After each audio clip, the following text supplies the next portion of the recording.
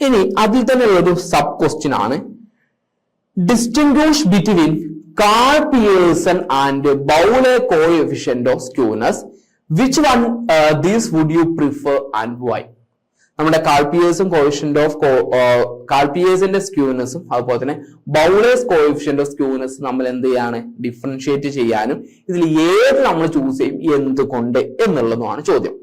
അപ്പൊ ആ നമുക്ക് സ്ക്യൂനെസ് ആണ്. അതായത് സ്ക്യൂനെസ് എന്ന് പറഞ്ഞാൽ it is the degree of asymmetry in A frequency distribution. അതായത് അസിമെട്രി എന്ന വ്യത്യാസങ്ങൾ ഉണ്ടാവില്ല, പോസിറ്റീവ്ലി സ്ക്യൂഡ് ആവാം, നെഗറ്റീവ്ലി സ്ക്യൂഡ് ആവാം, അല്ലെങ്കിൽ സിമെട്രിക്കൽ ആവാം. അപ്പൊ അത് എത്രമാത്രം, അതിന്റെ ഡിഗ്രി എത്രയാണെന്നുള്ളതാണ് നമ്മൾ എന്താ സ്ക്യൂനെസ്സിലൂടെ മെഷർ ചെയ്യുന്നത്. അപ്പോ കാൾ പിയേഴ്സിന്റെ സ്ക്യൂനെസ്സും ബൗളയുടെ സ്ക്യൂനെസ്സും തമ്മിൽ വ്യത്യാസങ്ങളുണ്ട്. അത് എന്തൊക്കെയാണെന്നുള്ളത് നമുക്ക് നോക്കാം. ഒന്നാമത്തെ കാര്യം എന്ന് പറഞ്ഞാൽ Karl Pearson coefficient of skewness mean mode standard ഡീവിയേഷനെ ബേസ് ചെയ്തിട്ടാണ് ചെയ്യുന്നത്. എന്നാൽ ബൗളെ കോഎഫിഷ്യന്റ് നമ്മൾ ചെയ്യുന്നത് എന്താണ്, ക്വാർട്ടൈൽ ഡീവിയേഷൻ. ക്വാർട്ടൈൽസ് എന്ന് പറഞ്ഞു കഴിഞ്ഞാൽ ഒരു ഡാറ്റയെ നമ്മൾ 4 ആക്കി ഡിവൈഡ് ചെയ്യല്ലേ, 4 ക്വാർട്ടർ എന്നൊക്കെ നമ്മൾ പറയാറില്ലേ, അതാണ് ക്വാർട്ടൈൽസ് എന്ന് പറയുന്നത്. ഫോർമുല നമ്മൾ എങ്ങനെയാണ് ഉപയോഗിക്കുന്നത്, നമ്മുടെ കാൾ പിയേഴ്സന്റെ ആണെന്നുണ്ടെങ്കിൽ mean minus mode divided by standard deviation, അല്ലെങ്കിൽ 3 mean minus median divided by standard deviation. ഈ ഇക്വേഷൻ ആണ് നമ്മൾ യൂസ് ചെയ്യുക. എന്നാൽ ബൗളെ കോഎഫിഷ്യന്റ് ആവുന്ന സമയത്തോ Q3 plus Q1 plus 2Q2 divided by Q3 minus Q1 എന്നുള്ള ഇക്വേഷൻ ആണ് നമ്മൾ യൂസ് ചെയ്യാം. ഇക്വേഷനിൽ വ്യത്യാസമുണ്ട്. എല്ലാ ഒബ്സർവേഷൻ ഡാറ്റയിലും നമുക്ക് ഏത് യൂസ് ചെയ്യാൻ പറ്റും, കാൾ പിയേഴ്സും കോഎഫിഷ്യന്റ് ഓഫ് സ്ക്യൂനെസ് ഉപയോഗിക്കാൻ സാധിക്കും. എന്നാൽ മിഡിൽ 50 ഓഫ് ദി ഡാറ്റയാണ് നമ്മൾ എന്തിനു വേണ്ടി യൂസ് ചെയ്യാം, ബൗളെ കോഎഫിഷ്യന്റിന് വേണ്ടിയിട്ട് നമ്മൾ യൂസ് ചെയ്യാം. പ്രധാനമായിട്ടും സിമെട്രിക്കലും മോഡറേറ്റ്ലി സ്ക്യൂഡ് ഡിസ്ട്രിബ്യൂഷനിലാണ് നമ്മൾ ഏത് ഉപയോഗിക്കുക, കാൾ പിയേഴ്സൺ കോഎഫിഷ്യന്റ് ഉപയോഗിക്കുക. ഹൈലി സ്ക്യൂഡ് ഡിസ്ട്രിബ്യൂഷൻസിലും ഓപ്പൺ എൻഡഡ് ക്ലാസ് ഇന്റർവൽ ഡിസ്ട്രിബ്യൂഷൻസിലുമാണ് നമ്മൾ പ്രധാനമായിട്ടും ബൗളെ കോഎഫിഷ്യന്റ് നമ്മൾ ഉപയോഗിക്കുക. അഫക്ട്സ് ബൈ എക്സ്ട്രീം വാല്യൂസ്, ഔട്ട്ലയേഴ്സിൽ എക്സ്ട്രീം വാല്യൂസ് ഉണ്ടെങ്കിൽ അത് എന്തിനെ എഫക്ട് ചെയ്യും, കാൾ പിയേഴ്സൺ കോഎഫിഷ്യന്റ് എഫക്ട് ചെയ്യും. Less affected by the extreme value, വലിയ രീതിയിൽ എക്സ്ട്രീം വാല്യൂസ് എന്തിനെ എഫക്ട് ചെയ്യില്ല, ബൗളെ കോഎഫിഷ്യന്റ് എഫക്ട് ചെയ്യും. കാരണം അതിന്റെ മിഡിലുള്ള 50%-ാണ് ഫോക്കസ് ചെയ്യുന്നത്. കാൽക്കുലേഷൻ എന്ന് പറഞ്ഞാൽ എന്താണ്, നമ്മുടെ സ്റ്റാൻഡേർഡ് ഡീവിയേഷൻ കാൽക്കുലേറ്റ് ചെയ്യുക എന്നുള്ളത് കുറച്ച് ബുദ്ധിമുട്ടാണ്. അപ്പൊ നമുക്ക് അത്തരത്തിലുള്ള സ്റ്റാൻഡേർഡ് ഡീവിയേഷനും കാര്യങ്ങളൊന്നും എവിടെ കണ്ടുപിടിക്കണം, ബൗളെ കോഎഫിഷ്യന്റ് കണ്ടുപിടിക്കണം കുറച്ചുകൂടി സിമ്പിൾ ആണ്. ഇതാണ് എന്തെന്ന് പറഞ്ഞത്, കാൾ പിയേഴ്സൺ കോഎഫിഷ്യന്റും അതുപോലെ ബൗളെ കോഎഫിഷ്യന്റും തമ്മിലുള്ള ഡിഫറൻസ് എന്ന് പറഞ്ഞത്. ഇത് ചോദിക്കാണ്, ഇത് ഞാൻ ഏത് മെത്തേഡ് ചൂസ് ചെയ്യും എന്തുകൊണ്ട് എന്നുള്ളതാണ്. Which one would you prefer and why? എന്തുകൊണ്ട്, ഏത് ചൂസ് ചെയ്യും എന്തുകൊണ്ട് എന്നുള്ളതാണ്. ഞാനാണെന്നുണ്ടെങ്കിൽ ജനറലി നമ്മൾ പ്രിഫർ ചെയ്യുന്ന ബൗളെ കോഎഫിഷ്യന്റ് ഓഫ് സ്ക്യൂനെസ് ഉണ്ട്, അതാണ് പ്രിഫർ ചെയ്യുന്നത്. കാരണം എന്താണ്, എക്സ്ട്രീം വാല്യൂസ് ഒന്നും വലിയ രീതിയിൽ അതിനെ എഫക്ട് ചെയ്യുന്നില്ല, അതൊരു കാര്യം. പിന്നെ ഓപ്പണിന്റെ ക്ലാസ് ഇന്റർവെൽസിലൊക്കെ ഇത് സ്യൂട്ടബിൾ ആണ്. പിന്നെ it is useful when the mode is still defined or difficult to determine. മോഡൊന്നും ഇല്ലാന്നുണ്ടെങ്കിൽ നമുക്ക് അവിടെ ഉപയോഗിക്കാൻ പറ്റുന്ന, അല്ലെങ്കിൽ അത് ഡിറ്റർമൈൻ ചെയ്യാൻ ഡിഫിക്കൽട്ട് ആണ് സിറ്റുവേഷൻ, നമുക്ക് യൂസ് ചെയ്യാൻ പറ്റുന്ന ഏറ്റവും നല്ല മെത്തേഡ് ബൗളയുടെ മെത്തേഡ് ആണ്. ആൻഡ് മോർ അപ്രോപ്രിയേറ്റ് ആണ് ഹൈലി സ്ക്യൂഡ് ഡിസ്ട്രിബ്യൂഷനിൽ. അതുകൊണ്ടാണ് ബൗളെ കോഎഫിഷ്യന്റ് ചൂസ് ചെയ്യുന്നത് പറഞ്ഞത്. ഇനി Karl Pearson coefficient of correlation ഞാൻ ചൂസ് ചെയ്യണമെന്നുണ്ടെങ്കിൽ എന്തായിരിക്കും, എങ്ങനെ ഉണ്ടാവുന്ന സിറ്റുവേഷൻ ഞാൻ യൂസ് ചെയ്യാം, മീനും മോഡും സ്റ്റാൻഡേർഡ് ഡീവിയേഷനും ഒക്കെ കറക്റ്റ് ആയിട്ട് കാൽക്കുലേറ്റ് ചെയ്യാൻ പറ്റുന്ന എന്റെ ഡാറ്റാ സെറ്റായി അവൈലബിൾ ആയിട്ടുള്ള മോർ കോംപ്രഹെൻസീവ് മെഷർ ആവുന്ന സമയത്താണ് എനിക്ക് ഇത് യൂസ് ചെയ്യാൻ, കാൾ പിയേഴ്സൺ കോഎഫിഷ്യന്റ് സ്ക്യൂനെസ് ഉപയോഗിക്കാൻ സാധിക്കുക. അപ്പൊ ഇതിൽ മോസ്റ്റ് പ്രിഫറിൽ യൂസ് ചെയ്യുന്നത് ഏതാണ്, ബൗളയാണ്. ഇനി നമുക്ക് കാൾ പിയേഴ്സൺ ചൂസ് ചെയ്യണമെന്നുണ്ടെങ്കിൽ ഈ റീസൺസ് നമ്മൾ എഴുതിയാൽ മതി. ഇതിൽ ഏത് വേണം നിങ്ങൾക്ക് നിങ്ങളുടെ രീതിയിൽ എഴുതാം, പക്ഷെ മോസ്റ്റ് പ്രിഫറബിൾ ആയിട്ടുള്ള മെത്തേഡ് വേണം നമ്മൾ എഴുതാൻ വേണ്ടിയിട്ട് എക്സാമിന്റെ പോയിന്റ് ഓഫ് വ്യൂവിൽ കേട്ടോ. അപ്പൊ ഇതാണ് നമുക്ക് ഈ ഒരു ക്വസ്റ്റ്യനിലൂടെ ചെയ്യാൻ. ഇനി നമുക്കൊരു പ്രോബ്ലം ക്വസ്റ്റ്യൻ തന്നെയാണ് നമുക്ക് ചെയ്യാനുള്ളത്. ഇനി നേരത്തെ ചെയ്ത മീൻ പോലെയല്ല, ഇങ്ങനെ നമുക്ക് തന്നു കഴിഞ്ഞാൽ എങ്ങനെ ചെയ്യണം എന്നുള്ളത് ചിലപ്പോൾ ഇങ്ങനെ നമുക്ക് ക്വസ്റ്റ്യൻസ് വരാറുണ്ട്. അതുകൊണ്ടാണ് നിങ്ങൾക്ക് ഇങ്ങനത്തെ ഒരു ക്വസ്റ്റ്യനും കൂടി എന്ത് ചെയ്യുന്നത് തരുന്നത് കേട്ടോ. അപ്പോ ക്വസ്റ്റ്യൻ ഇതാണ്, if the arithmetical mean of the following distribution is 28, arithmetical mean എന്ന് പറഞ്ഞത് 28 ആണ്, and find the missing frequency, that is f എന്നുള്ളതാണ്. ഇവിടെ എന്താണ് arithmetical mean 28 എന്ന് പറഞ്ഞിട്ട് മിസ്സിംഗ് ഫ്രീക്വൻസി ഉണ്ട്, 30-40 ഒരു ഫ്രീക്വൻസി കാണാനില്ല, അതാണ് നമ്മളോട് ചോദിച്ചിട്ടുള്ളത്. അപ്പൊ നമുക്ക് ഇവിടെ എന്താണ് മീനാണ് നമുക്ക് കണ്ടുപിടിക്കേണ്ടി വരിക. അപ്പൊ നമുക്ക് എടുത്ത ഓരോന്നിന്റെയും മിഡ് പോയിന്റ് നമുക്ക് നോക്കാം. മിഡ് പോയിന്റ് അഥവാ എക്സ് വാല്യൂ 0 to 10 ആകുമ്പോൾ 5, ഇവിടെ ആകുമ്പോൾ 15, ഇവിടെ ആകുമ്പോൾ 25, ഇവിടെ ആകുമ്പോൾ 35, ഇവിടെ ആകുമ്പോൾ 45. അതാണ് മിഡ് വാല്യൂ വരുന്നത്. FX നോക്കുക വെച്ചാൽ നമുക്ക് എത്ര വരും? 12 ആകുമ്പോൾ 10 60, 18 ആകുമ്പോൾ 10 150, 5 ആകുമ്പോൾ 20, അപ്പൊ 270, 25 24 625, 2 ആകുമ്പോൾ 675.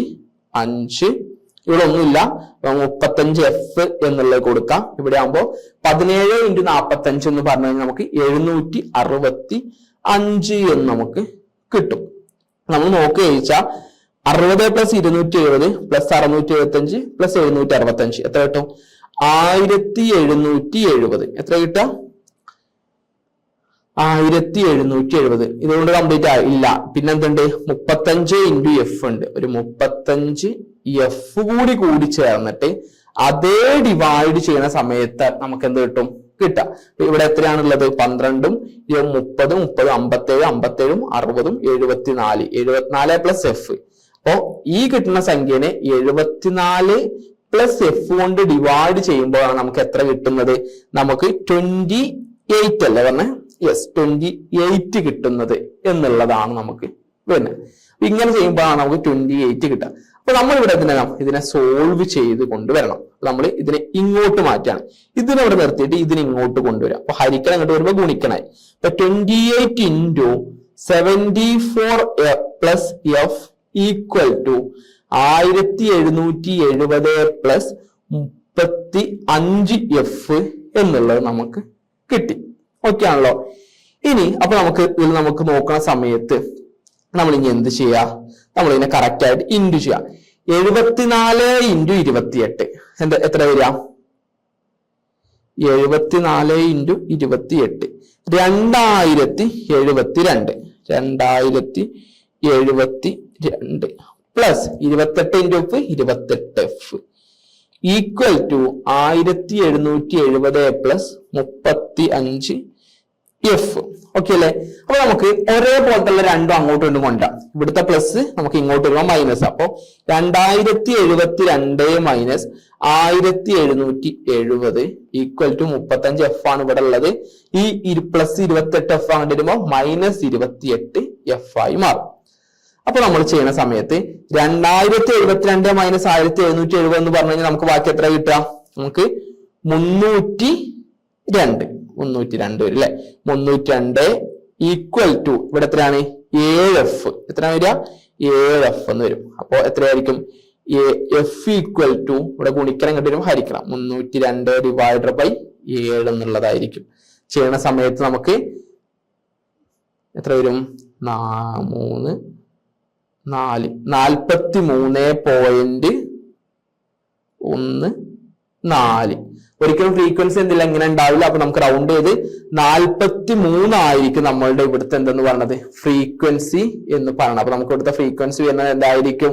നമുക്ക് വരുന്നത് ഒരു 43 സംതിങ്, 43, 44 ഒക്കെ ആയിരിക്കും നമ്മളുടെ ഇവിടുത്തെ ഫ്രീക്വൻസി വരുന്നത്. ഓക്കെ, ഇങ്ങനെ നമുക്ക് എന്ത് ചെയ്യാം? കണ്ടുപിടിക്കാൻ വേണ്ടിയിട്ട് ചിലപ്പോ ചോദിക്കാറുണ്ട്. ഇതൊരു 20 മാർക്കിന് ചോദിച്ചില്ലെങ്കിലും ഏതെങ്കിലും ഒരു ക്വസ്റ്റ്യന്റെ ഒപ്പം 10 മാർക്കിന് സബ് ആയിട്ടും ചോദിച്ച് കണ്ടിട്ടുണ്ട്.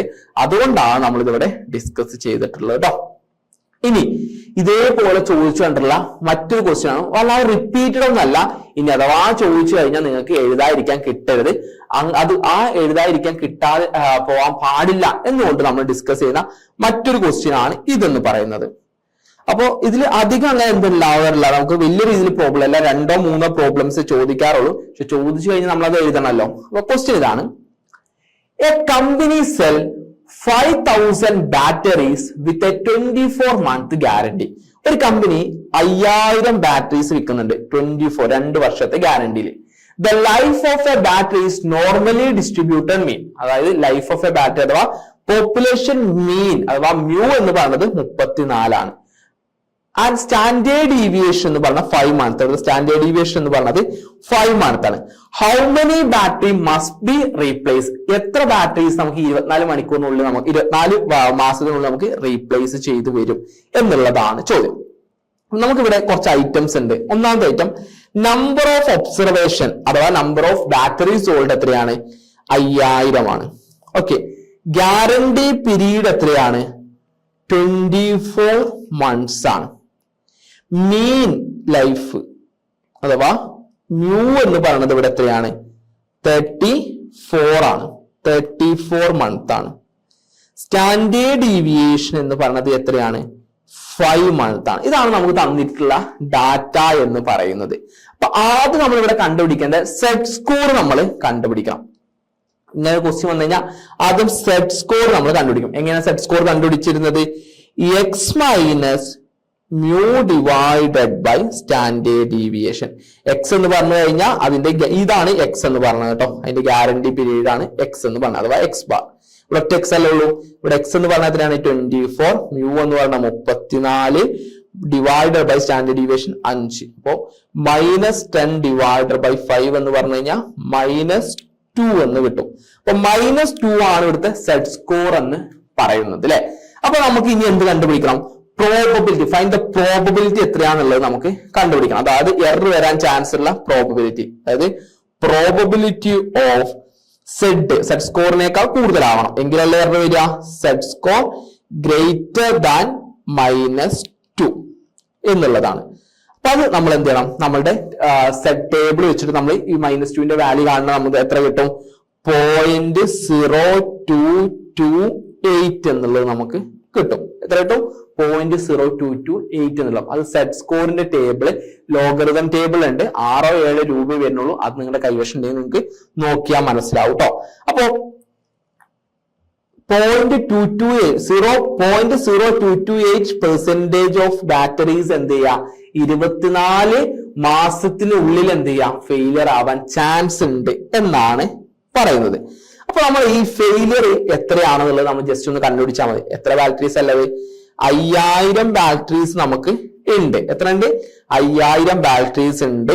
അതേ ഇൻറ്റു 0.0228 വെച്ച് നമ്മൾ ചെയ്തു കഴിഞ്ഞാൽ നമുക്ക് ഇതിന്റെ ആൻസർ കിട്ടും. ചെയ്യുമ്പോൾ നമുക്ക് എത്ര കിട്ടും? 114 ബാറ്ററീസ് എന്ന് കിട്ടും. 114 ബാറ്ററീസ് ആയിരിക്കും നമുക്ക് എന്ത് ചെയ്യാം? 24 മാസത്തിനുള്ളിൽ നമ്മൾ റിട്ടേൺ ചെയ്ത് കൊടുക്കേണ്ടി വരിക. അപ്പൊ ഇവിടെ നമുക്കറിയാം -2 ആണ് നമുക്കിവിടെ സെറ്റ് ടേബിൾ വാല്യൂ നമുക്ക് വന്നിട്ടില്ലേ. അത് അതിന്റെ എന്ത് ചെയ്യും? സെറ്റ് ടേബിളിന്റെ വാല്യൂ എടുക്കുന്നു. അതേ ഇൻറ്റു 500 നമ്മൾ 5000 ചെയ്യുമ്പോൾ നമുക്ക് എത്ര ബാറ്ററീസ് ആണ് റീപ്ലേസ് ചെയ്യേണ്ടത് കിട്ടും. ഇത് ചിലപ്പോൾ ചോദിക്കാറുണ്ട്. ഇത് ഇങ്ങനെ തന്നെ 20 മാർക്കിനാണ് ചോദിച്ച് കണ്ടിട്ടുള്ളത്. പക്ഷേ നമുക്ക് സിമ്പിൾ ആയിട്ട് വർക്ക്ഔട്ട് ചെയ്യാൻ പറ്റും. ജസ്റ്റ് നിങ്ങളുടെ ഒരു ഐഡിയ അപ്ലൈ ചെയ്താൽ മാത്രം മതി കേട്ടോ. അപ്പൊ അതെന്തായാലും നന്നായിട്ട് നോക്കി വെക്കാം. ഇനി നെക്സ്റ്റ് ഒരു തിയററ്റിക്കൽ ക്വസ്റ്റ്യനിലോട്ട് നമ്മൾ പോവുകയാണ്. ഇതിനിടയ്ക്ക് ചോദിച്ചു കണ്ടുള്ള ഒരു ക്വസ്റ്റ്യൻ ആണ്. ക്വസ്റ്റ്യൻ ഇതാണ്: What are the key issues in decision theory? എന്തൊക്കെയാണ് ഡിസിഷൻ തിയറിയിലുള്ള key issues? And explain decision tree approach. ഈ decision tree approach short answer ചെയ്യാൻ വേണ്ടി മീൻ, മീഡിയൻ, മോഡ്, അതുപോലെ തന്നെ റാങ്ക്, കോറിലേഷൻ, ഇതൊക്കെ ഷോർട്ട് ആൻസർ ചെയ്യാൻ വേണ്ടിയിട്ട് ലാസ്റ്റ് ഒരു ക്വസ്റ്റ്യൻ ചോദിക്കുന്നത്. അവിടെ ചോദിക്കുന്ന ഒരു കാര്യം കൂടിയാണ് ഈ ഡിസിഷൻ ട്രീ എന്താണെന്നുള്ളത് കേട്ടോ. അപ്പൊ അത് കറക്റ്റ് ആയിട്ട് നോക്കി വെച്ചോളൂ. ഡിസിഷൻ തിയറി എന്ന് പറഞ്ഞു കഴിഞ്ഞാൽ it is a systematic method used to select the best course of action from among several alternatives under condition of certainty, risk, uncertainty. അൺസെർട്ടനിറ്റിയും റിസ്ക്കും സെർട്ടനിറ്റിയും ഒക്കെ നിലനിൽക്കുന്ന സമയത്ത് ഒരുപാട് ആൾട്ടർനേറ്റീവിൽ നിന്ന് best course of action select ചെയ്യുന്ന ഒരു സിസ്റ്റമാറ്റിക് മെത്തേഡാണ് ഡിസിഷൻ തിയറി എന്ന് പറയുന്നത്. അപ്പൊ ഒരു മാനേജേഴ്സിനെ സംബന്ധിച്ച് റാഷണൽ ആയിട്ടുള്ള ഒബ്ജക്റ്റീവ് ആയിട്ടുള്ള ഡിസിഷൻസ് എടുക്കുന്നതിന് വേണ്ടിയിട്ട് ഈ ഡിസിഷൻ തിയറീസ് ഹെൽപ്പ് ചെയ്യും എന്നാണ് പറയുന്നത്. അപ്പോ എങ്ങനെയാണ് ഇതിന്റെ സ്റ്റെപ്പുകൾ, എങ്ങനെയാണ് ഡിസിഷൻ തിയറിയിൽ ഡിസിഷൻ എടുക്കുന്ന സ്റ്റെപ്പുകൾ എന്നുള്ളതാണ്. ആദ്യം നമ്മൾ ചെയ്യാൻ സ്റ്റെപ്പാണ് സ്റ്റെപ്സ്. ആദ്യം നമ്മൾ എന്ത് ചെയ്യും? ആൾട്ടർനേറ്റീവ് നമ്മൾ ഐഡന്റിഫൈ ചെയ്യും. ഐഡന്റിഫിക്കേഷൻ ഓഫ് ആൾട്ടർനേറ്റീവ് ആണ് first step. It determines all possible course of action available to the decision maker. ഏതൊക്കെ തരത്തിലുള്ള കോഴ്സ് ഓഫ് ആക്ഷൻസ് നമുക്ക് അവൈലബിൾ ആണോ അതിനെല്ലാത്തിനും നമ്മൾ സെലക്ട് ചെയ്യും. അതാണ് ഫസ്റ്റത്തെ കേസ്. രണ്ടാമത് സ്റ്റേറ്റ്സ് ഓഫ് നേച്ചർ, അതായത് future events or condition that may occur and R beyond the control of decision maker. അതായത് സ്റ്റേറ്റ്സ് ഓഫ് നേച്ചർ, അതിന്റെ ആരുടെ റിസർച്ചറുടെ കയ്യിലാണോ, ആരുടെ എങ്ങനെയാണ് അതിന്റെ കൺട്രോൾ കാര്യങ്ങൾ എന്നുള്ളത് കറക്റ്റ് ആയിട്ട് അവിടെ നോക്കും. എപ്പോൾ വരും, ഏത് കണ്ടീഷനിൽ വരും, അതിന്റെ നേച്ചർ കാര്യങ്ങൾ നമ്മൾ നോക്കും. ഒരു എക്സാമ്പിൾ പറയിച്ച നമ്മുടെ market demand, economic condition, weather, ഇതൊക്കെ നമ്മൾ നോക്കുന്ന പോലെ കേട്ടോ. പിന്നെ പേ ഓഫ് ആൻഡ് കോൺസിക്വൻസ്, അതായത് നമുക്ക് അത് ചെയ്ത് കഴിഞ്ഞാൽ അതിന്റെ പ്രോഫിറ്റ്, അല്ലെങ്കിൽ അത് സെലക്ട് ചെയ്തതിന്റെ പ്രോഫിറ്റ്, അതിന്റെ കോസ്റ്റ്, അത് യൂസ് ചെയ്ത് കഴിഞ്ഞാൽ നമുക്ക് നമ്മളുടെ ഇതിലുള്ള കാര്യം, അല്ലെങ്കിൽ അത് ഒഴിവാക്കി വേറൊന്ന് എടുത്തു കഴിഞ്ഞാൽ നമുക്ക് എത്രമാത്രം അതിൽ നിന്ന് കിട്ടും, അങ്ങനെയുള്ള കാര്യങ്ങളൊക്കെ നമ്മൾ നോക്കും. അതിനുശേഷം അത് നടക്കാനുള്ള പ്രോബിലിറ്റി ഓഫ് ഒക്കറൻസ്, അതായത് അതിൽ എത്രമാത്രം റിസ്ക് ഇൻവോൾവ് ആണ്, അതുപോലെ തന്നെ സ്റ്റേറ്റ്സും നേച്ചറും തമ്മിൽ എന്തെങ്കിലും ഡിഫറൻസ് വരാൻ ചാൻസ് ഉണ്ടോ, അങ്ങനത്തെ കാര്യങ്ങളൊക്കെ നോക്കും. അതിനുശേഷം നമ്മൾ എന്ത് ചെയ്യും, ആക്യുറേറ്റ് ആയിട്ടുള്ള പ്രോബിലിറ്റി എസ്റ്റിമേഷൻ ഒക്കെ നമ്മളവിടെ ചെയ്യും. അത് വലിയൊരു പ്രശ്നമാണ്. അതിനുശേഷം റിസ്ക്കും അൺസർട്ടനിറ്റിയും നമ്മൾ നോക്കും. റിസ്ക് എന്ന് പറഞ്ഞു കഴിഞ്ഞാൽ probability of outcomes are known, probability of outcomes known ആവുന്ന, അൺസർട്ടൻ പ്രോബിലിറ്റി അൺനോൺ ആവുന്ന, അത് നമ്മൾ എന്ത് ചെയ്യും, കറക്റ്റ് ആയിട്ട് നോക്കും. അതിനനുസരിച്ചായിരിക്കും നമ്മളുടെ ഡിസിഷൻ ക്രൈറ്റീരിയ വരിക. അതിനുശേഷം ഡിസിഷൻസ് എടുക്കും. ഒപ്റ്റിമിസ്റ്റിക്, പെസിമിസ്റ്റിക് എന്ന് പറഞ്ഞാൽ നമ്മൾ ഏതാണോ നമ്മുടെ കറക്റ്റ് ആയിട്ട് വരുന്നത്, അല്ലെങ്കിൽ എക്സ്പെക്ടഡ് മോണിറ്റർ വാല്യൂ ഹൈ വരുന്നതാണോ ഏതാണോ നോക്കിയിട്ട് നമ്മൾ ഡിസിഷൻ എടുക്കും. അതിനുശേഷം നമുക്ക് ഇൻഫർമേഷൻ അവൈലബിൾ നമ്മൾ കറക്റ്റ് ആയിട്ട് നോക്കുന്നു. Last time and resource constrain നമ്മൾ നോക്കും. ഇത്രയും കാര്യങ്ങൾ നോക്കിയതിന് ശേഷമാണ് നമ്മൾ എന്ത് ചെയ്യുന്ന ഒരു ഡിസിഷൻ നമ്മൾ എടുക്കുന്നത്. ഇതാണ് ഡിസിഷൻ തിയറിയുടെ പ്രോസസ് എന്ന് പറയുന്നത്. ഈ 8 സ്റ്റെപ്പുകളിലൂടെ കടന്നു വന്നിട്ടാണ് ഡിസിഷൻ തിയറിയിൽ നമ്മൾ എന്ത് ചെയ്യുന്നത്, ഒരു ഡിസിഷൻസ് കാര്യങ്ങൾ നമ്മൾ എടുക്കുക. അതിനനുസരിച്ചാണ്, ആ ഡിസിഷൻസിനനുസരിച്ചാണ് കാര്യങ്ങളൊക്കെ നമ്മൾ എന്ത് ചെയ്യുക, ഏത് അൾട്ടർനേറ്റീവ് നമ്മൾ ഒരുപാട് എണ്ണത്തിൽ നിന്ന് സെലക്ട് ചെയ്യണം എന്നുള്ളത് തീരുമാനിക്കാം. ഓക്കെ, അതിൽ തന്നെ ഒരു ക്വസ്റ്റ്യൻ ആയിരുന്നു, എന്താണ് ഡിസിഷൻ ട്രീ അപ്രോച്ച് എന്നുള്ളത്. നോക്കൂ, A decision tree is A graphical representation of decision alternative. എന്താണ് ഒരു ഡിസിഷൻ ട്രീ എന്ന് പറയുന്ന ഒരു ഗ്രാഫിക്കൽ റെപ്രസെന്റേഷൻ ആണ്. എന്തിന്റെയാണ്, ഡിഫറെന്റ് ആയിട്ടുള്ള ഡിസിഷൻ ആൾട്ടർനേറ്റീവ്സിന്റെയും പോസിബിൾ ഫ്യൂച്ചർ ഇവന്റ്സിന്റെയും പ്രോബബിലിറ്റീസിന്റെയും എക്സ്പെക്ടഡ് ഔട്ട്കംസിന്റെയും ഒക്കെ ഒരു ഗ്രാഫിക്കൽ റെപ്രസെന്റേഷൻ ആണ് ഡിസിഷൻ ട്രീ എന്ന് പറയുന്നത്. ഒരു കൃത്യമായിട്ട് കോംപ്ലക്സ് ആയിട്ടുള്ള സീക്വൻഷ്യൽ ഡിസിഷൻസ് എടുക്കുന്നതിന് വേണ്ടിയിട്ടും അതിനെ ഇവാലുവേറ്റ് ചെയ്യുന്നതിന് വേണ്ടിയിട്ടും ഈ ഡിസിഷൻ ട്രീ നമ്മളെ ഹെൽപ്പ് ചെയ്യും. ആൻഡ് അതിന്റെ കോമ്പോണന്റ് നമ്മൾ നോക്കുകയാണെന്നുണ്ടെങ്കിൽ നമ്മൾ ഇത്തരത്തിൽ എന്താണ് ചതുരത്തിൽ നമ്മൾ ഇത് കൊടുക്കുന്നതാണ് ഡിസിഷൻ നോഡ് എന്ന് പറയുന്നത്. It represent a point where a choice must be made. എവിടെയാണ് നമ്മൾ ചോയ്സ് മെയ്ഡ് ചെയ്തിട്ടുള്ളത് എന്നുള്ളതാണ് അതിനെ റെപ്രസെന്റ് ചെയ്യുന്നത്. ചാൻസ് ഓഫ് നോഡിനെ നമ്മൾ റൗണ്ടിലൂടെയാണ് നമ്മൾ റെപ്രസെന്റ് ചെയ്യുക. Chance of node it represent uncertain event, ഒരു അൺസർട്ടൻ ഇവന്റ് ആണ് കാണിക്കുക. പിന്നെ ബ്രാഞ്ചസ് ഉണ്ടായിരിക്കും. It show possible alternative or outcome. Possible ആൾട്ടർനേറ്റീവ്സിനെ ഔട്ട്കംസിനെ കാണിക്കുന്ന branches. Payoff, profit, cost അല്ലെങ്കിൽ യൂട്ടിലിറ്റി അസോസിയേറ്റ് വിത്ത് ഔട്ട്കം. ആ ഔട്ട്കംസിലെ യൂട്ടിലിറ്റി, ഇതിനെയാണ് നമ്മൾ പേ ഓഫിൽ കാണിക്കുക. ഇതൊക്കെയാണ് പ്രധാനമായിട്ടും ഡിസിഷൻ ട്രീയിലെ കോമ്പോണൻസ് എന്ന് പറയുന്നത് കേട്ടോ. എങ്ങനെയാണ് കൺസ്ട്രക്ട് ചെയ്യുക? ആദ്യം നമ്മൾ ഡിസിഷൻ പ്രോബ്ലം നമ്മൾ ഐഡന്റിഫൈ ചെയ്യും. പിന്നെ എല്ലാ പോസിബിൾ ആൾട്ടർനേറ്റീവ്സിനെയും ലിസ്റ്റ് ഔട്ട് ചെയ്യും. അതുപോലെ തന്നെ ഐഡന്റിഫൈ പോസിബിൾ ഫ്യൂച്ചർ ഇവന്റ് അഥവാ സ്റ്റേറ്റ്സ് ഓഫ് നേച്ചർ നമ്മൾ എന്താ ഫ്യൂച്ചർ ഇവന്റ്സ് നമ്മൾ നോക്കും. പിന്നെ എല്ലാത്തിനും അതിന്റെ ഇവന്റ്സ് നടക്കാനുള്ള പ്രോബബിലിറ്റി അസൈൻ ചെയ്യും. അതിനുശേഷം പേ ഓഫ്, ഓരോന്നിന്റെയും പേ ഓഫ്സ് കാര്യങ്ങൾ നമ്മൾ നോക്കും. അതിനുശേഷം എക്സ്പെക്ടഡ് മോണിറ്ററി വാല്യൂ EMV നമ്മൾ കാൽക്കുലേറ്റ് ചെയ്യും. ഏറ്റവും ഹയസ്റ്റ് ആയിട്ടുള്ള എക്സ്പെക്ടഡ് വാല്യൂ ഏതിനാണ് വരുന്നത് അത് നമ്മളുടെ എന്തായിട്ട് സെലക്ട് ചെയ്യും, ഡിസിഷൻ ആയിട്ട് അല്ലെങ്കിൽ ബെസ്റ്റ് നമ്മൾ എടുക്കുന്ന ആൾട്ടർനേറ്റീവ് ആയിട്ട് നമ്മൾ സെലക്ട് ചെയ്യും. ഇതൊരു ഡിസിഷൻ ട്രീ പോലെ എന്തായിരിക്കും ആയിട്ടായിരിക്കും വരിക. ഇങ്ങനെ ഇവിടെ നിന്ന് ഇങ്ങോട്ട് പോയി ഇങ്ങനെ ഇങ്ങനെ ഇങ്ങനെ കറക്റ്റ് ആയിട്ട് എന്തൊരു ട്രീ പോലുള്ള ഫോമിലായിരിക്കും ഇതിനെ ഫോം ചെയ്യുക കേട്ടോ. അപ്പൊ ഡിസിഷൻ ട്രീന്റെ അഡ്വാൻറ്റേജ് പറഞ്ഞാൽ സിമ്പിൾ ആയിട്ട് ഈസി ആയിട്ട് അണ്ടർസ്റ്റാൻഡ് ചെയ്യാൻ സാധിക്കും. ഒരു വിഷ്വൽ റെപ്രസെന്റേറ്റീവ് ആണ് ഡിസിഷന്റെ ഒരു വിഷ്വൽ റെപ്രസെന്റേഷൻ നമുക്ക് ചെയ്യാൻ സാധിക്കും. സീക്വൻഷ്യൽ അല്ല കോംപ്ലക്സ് ഡിസിഷൻ എടുക്കുന്നതിന് ഇത് ഹെൽപ്പ് ചെയ്യുന്നുണ്ട്. അതുപോലെ incorporates probabilities and expected value. Expected വാല്യൂസിന് പ്രോബിലിറ്റീസിന് ഇത് ഇൻകോർപ്പറേറ്റ് ചെയ്യുന്നുണ്ട്. കമ്പാരിസണും കാര്യങ്ങളൊക്കെ ഇത് ഹെൽപ്പ് ചെയ്യും എന്നുള്ളതാണ്. ലിമിറ്റേഷൻ ഉണ്ട് കേട്ടോ. പ്രോബിലിറ്റി കണ്ടുപിടിക്കുക എന്നുള്ളത് ചില സമയത്ത് കറക്റ്റ് ആയിട്ട് ചെയ്യാൻ സാധിക്കണമെന്നില്ല. വെരി ലാർജ് ആവുമ്പോൾ വെരി കോംപ്ലിക്കേറ്റഡ് ആയി മാറാറുണ്ട് എന്നുള്ളതാണ് അതിന്റെ ഒരു കാര്യം എന്നാണ്. അതാണ് ആ ഒരു ക്വസ്റ്റ്യൻ. ഓക്കെ ആണല്ലോ. ഇനി മറ്റൊന്നാണ് നമ്മളോട് ചോദിച്ച് കണ്ടിട്ടുള്ള ഒരു ക്വസ്റ്റ്യൻ ആണ്, എന്താണ് correlation and Spearman rank correlation coefficient എന്താണെന്നുള്ളത്. വളരെ ഇമ്പോർട്ടന്റ് ആയിട്ടുള്ള ഒരു ഏരിയ ആണ്. അപ്പൊ ഇത് കൃത്യമായിട്ട് നമുക്ക് പഠിക്കാം. നോക്കൂ, കോറിലേഷൻ എന്ന് പറഞ്ഞു കഴിഞ്ഞാൽ ഒരു സ്റ്റാറ്റിസ്റ്റിക്കൽ ടെക്നിക് ആണ്. ഇത് എന്തിനു വേണ്ടിയിട്ടാണ് യൂസ് ചെയ്യുന്നത്? It is used to measure the degree and direction of relationship. എന്താണ് പറഞ്ഞത്? കോറിലേഷൻ എന്ന് പറഞ്ഞു കഴിഞ്ഞാൽ ഒരു സ്റ്റാറ്റിസ്റ്റിക്കൽ ടെക്നിക്സ് ആണ്. It is used to measure the degree and direction of relationship. Okay, അപ്പൊ കോറിലേഷൻ എന്ന് പറഞ്ഞു കഴിഞ്ഞാൽ ഒരു സ്റ്റാറ്റിസ്റ്റിക്കൽ ടെക്നിക് ആണ്. ഡിഗ്രിയും അതുപോലെ തന്നെ ഡയറക്ഷൻ റിലേഷൻഷിപ്പും മെഷർ ചെയ്യുന്നതിന് വേണ്ടിയിട്ടാണ് നമ്മൾ കോറിലേഷൻ ഉപയോഗിക്കുന്നത്. And it indicates whether changes in one variables are associated with changes in another. ഒരു വേരിയബിൾസ് ഉണ്ടാകുന്ന ചേഞ്ചും മറ്റൊരു വേരിയബിൾസ് ഉണ്ടാകുന്ന ചേഞ്ചും അത് തമ്മിൽ അസോസിയേറ്റ്സ് ആണ് നമ്മൾ ഏതിലൂടെ നോക്കുന്നത്? കോറിലേഷനിലൂടെ. How these variables are correlated അഥവാ ഇന്റർ കണക്റ്റഡ് എന്നുള്ളതാണ് കോറിലേഷനിലൂടെ നമ്മൾ നോക്കുന്നത്. ഈ കോറിലേഷൻ പല ടൈപ്പ് ഉണ്ട് കേട്ടോ. പോസിറ്റീവ് കോറിലേഷൻ ഉണ്ട്, നെഗറ്റീവ് കോറിലേഷൻ ഉണ്ട്. പോസിറ്റീവ് കോറിലേഷൻ എന്ന് പറഞ്ഞു കഴിഞ്ഞാൽ ഒരു വേരിയബിൾ കൂടുമ്പോൾ മറ്റേ വേരിയബിൾ കൂടുകയാണെന്നുണ്ടെങ്കിൽ അത് പോസിറ്റീവ് വേരിയബിൾ ആണ്, പോസിറ്റീവ് കോറിലേഷൻ ആണ്. ഒരു വേരിയബിൾ കൂടുമ്പോൾ മറ്റേ വേരിയബിൾ കുറയുകയാണെന്നുണ്ടെങ്കിൽ അത് നെഗറ്റീവ് കോറിലേഷൻ ആണ്. ഒരു വേരിയബിൾ കൂടുമ്പോൾ മറ്റൊരു വേരിയബിൾ കോൺസ്റ്റന്റ് ആയിട്ടാണ് പോകുന്നെങ്കിൽ അത് സീറോ കോറിലേഷൻ ആണ്. അവ തമ്മിൽ ഒരു റിലേഷൻഷിപ്പും എക്സിസ്റ്റ് ചെയ്യാനുണ്ടാവില്ല. വൺ വേരിയബിൾ ഇൻക്രീസ് ചെയ്യുമ്പോൾ മറ്റേ ഡിക്രീസ് ചെയ്യുകയാണെന്നുണ്ടെങ്കിൽ അത് negative correlation. Example price and demand, income and expenditure positive, രണ്ടും ഒരേപോലെ ഉണ്ടാവും. അതാണ് പോസിറ്റീവ്, നെഗറ്റീവ്, സീറോ. 3 തരത്തിലുള്ള കോറിലേഷൻസ് ഉണ്ട് കേട്ടോ. ഇനി നമ്മളോട് ചോദിച്ചിട്ടുള്ളത് സ്പെയർമാൻ റാങ്ക് കോറിലേഷൻ കോഎഫിഷ്യന്റിനെ കുറിച്ചായിരുന്നു.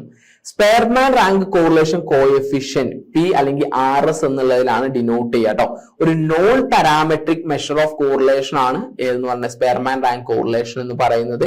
And it is used to determine the degree of relationship between 2 variable based on their ranks rather than the actual value.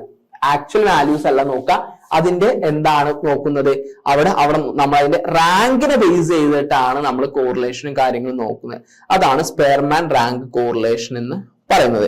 അപ്പൊ ഡാറ്റാസ് റാങ്കിൽ തരുന്ന സമയത്ത് ആൻഡ് വേരിയബിൾസ് ഒക്കെ എന്താണ് ക്വാളിറ്റേറ്റീവ് അല്ലെങ്കിൽ ഓർഡിനൽ ആവുന്ന സമയത്ത്, അതുപോലെ തന്നെ മൊണോട്ടോണിക് ആയിരുന്നെങ്കിൽ ലീനിയർ ആവാൻ നമുക്ക് നിർബന്ധമില്ല. അങ്ങനെയുള്ള സിറ്റുവേഷനിലൊക്കെയാണ് നമ്മൾ എന്ത് ചെയ്യുന്നത്? നമ്മൾ ഈ ഒരു സ്പെയർമാൻ റാങ്ക് കോറിലേഷൻ ഉപയോഗിക്കുന്നത്. അതിന്റെ ഫോർമുല എന്ന് പറയുന്നത് Spearman rank correlation P or RS equal to 1 minus 6 sigma d square divided by n into n square minus 1. ഇതാണ് അതിന്റെ ഇക്വേഷൻ എന്ന് പറയുന്നത്. RS എന്ന് പറയുന്നത് സ്പെയർമാൻ റാങ്ക് കോറിലേഷൻ, D എന്ന് പറഞ്ഞാൽ difference between ranks of corresponding item. Difference between rank ആണ്, അതിന്റെ സ്ക്വയർ ആണ്. സം ഓഫ് D സ്ക്വയർ എന്ന് പറഞ്ഞാൽ ഡിഫറൻസ് ബിറ്റ്വീൻ റാങ്കിന്റെ അതിന്റെ സ്ക്വയർ അതിന്റെ ടോട്ടൽ ആണ്. N എന്ന് പറഞ്ഞാൽ നമ്പർ ഓഫ് ഒബ്സർവേഷൻ ആണ്. ഇത് വെച്ചിട്ടാണ് നമ്മൾ ചെയ്യാം. അപ്പൊ ആദ്യം നമ്മൾ എന്ത് ചെയ്യും? എല്ലാ ഡാറ്റാ സെറ്റിനും ബോത്ത് ഡാറ്റാ സെറ്റിനും റാങ്ക് നമ്മൾ കൊടുക്കും. അതിനുശേഷം നമ്മൾ ഡിഫറൻസ് D നമ്മൾ കണ്ടുപിടിക്കും. അതിനുശേഷം അതിന്റെ സ്ക്വയർ നമ്മൾ ചെയ്യും. അതിനുശേഷം D സ്ക്വയർ കാണും. അതിനുശേഷം നമ്മൾ എന്ത് ചെയ്യുക? ഫോർമുലയിൽ അത് സബ്സ്റ്റിറ്റ്യൂട്ട് ചെയ്യുകയാണ് ചെയ്യാം. അപ്പോൾ RS എന്ന് പറഞ്ഞാൽ +1 ആണ് കിട്ടുന്നതെങ്കിൽ പെർഫെക്റ്റ് പോസിറ്റീവ് കോറിലേഷൻ ആയിരിക്കും. -1 ആണെങ്കിൽ പെർഫെക്റ്റ് നെഗറ്റീവ് കോറിലേഷൻ ആവും. 0 ആണെങ്കിൽ നോ കോറിലേഷൻ ആയിരിക്കും. അപ്പോൾ 0 greater than RS greater than 1 ആണെങ്കിൽ positive correlation, -1 greater than RS greater than 0 ആണെങ്കിൽ നെഗറ്റീവ് കോറിലേഷൻ ആയിരിക്കും. ജസ്റ്റ് റൂൾ അവിടെ ഒന്ന് പറഞ്ഞോളൂ കേട്ടോ. അപ്പോ ഈ റാങ്ക് കോറിലേഷൻ നമുക്ക് എക്സാമിന് ചോദിക്കാറുണ്ട്. അപ്പൊ അതിന്റെ ഒരു പ്രോബ്ലം കൂടി നമുക്ക് എന്ത് ചെയ്യാം? ഒന്ന് ഡിസ്കസ് ചെയ്യാം കേട്ടോ. അപ്പോ പ്രോബ്ലം എല്ലാവരും നോക്കിക്കോളൂ. നമ്മൾ ചോദിച്ച് കണ്ടിട്ടുള്ള എല്ലാ തരത്തിലുള്ള പ്രോബ്ലംസ് നമുക്ക് എന്ത് ചെയ്യാം? നമുക്ക് നോക്കുന്നുണ്ട്. നമ്മൾ അത് നോക്കിയിട്ട് നമുക്ക് എന്ത് ചെയ്യാം? പറയാം. അപ്പൊ നമുക്ക് ഈ ഒരു പ്രോബ്ലം കൂടി നമുക്ക് ചെയ്യാം. അതായത് നമ്മൾ ഇതുവരെ ചോദിച്ചിട്ടുള്ള എല്ലാ തരത്തിലുള്ള പ്രോബ്ലം നമ്മൾ ഡിസ്കസ് ചെയ്യുന്നത് വെച്ചാൽ ഇതിൽ ഏത് പ്രോബ്ലം ചോദിച്ചാലും നിങ്ങൾക്ക് അത് എക്സാമിന് എഴുതാൻ സാധിക്കണം. കാരണം കുറച്ചധികം കുട്ടികൾ ഫെയിൽ ചെയ്യുന്ന ഒരു സബ്ജക്റ്റ് ആണ് QT എന്ന് പറയുന്നത്. അതുകൊണ്ടാണ് കേട്ടോ. ഇവിടെ നമുക്ക് എന്തുണ്ട്? സ്റ്റുഡൻസ് റാങ്ക് ഇൻ മാത്തമാറ്റിക്സും സ്റ്റുഡൻസ് റാങ്ക് ഇൻ ഇംഗ്ലീഷും തന്നിട്ടുണ്ട്. ഫസ്റ്റ് സ്റ്റുഡന്റിന്റെ മാത്തമാറ്റിക്സിൽ 1, ഇംഗ്ലീഷ് 2. സ്റ്റുഡന്റ് 2ന്റെ മാത്തമാറ്റിക്സ് 2, ഇംഗ്ലീഷിൽ 1. Student 3 മാത്തമാറ്റിക്സിൽ 3, English 4. 4ഉം 3ഉം 5 2ഉം 5 അവനാണ്. അപ്പൊ നമുക്ക് ആദ്യം എന്ത് ചെയ്യണം? D നമ്മൾ കണ്ടുപിടിക്കണം. ഡിഫറൻസ് നമ്മൾ എന്ത് ചെയ്യണം?